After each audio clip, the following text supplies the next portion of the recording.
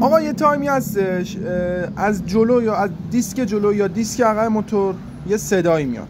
خب دیسک حالا نگاه میکنید دیسک سالمه، شل نیست، سفت، پرچاش اوکیه.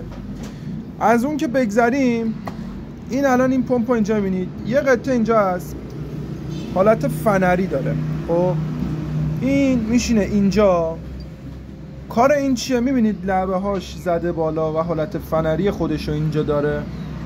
کارش اینه یه فشار خیلی جزئی از زیر میاره روی لنت، چفت وای میسته توی این جاخاراش و این لقی که اینجا داره و پر میکنه و صدا نمیده.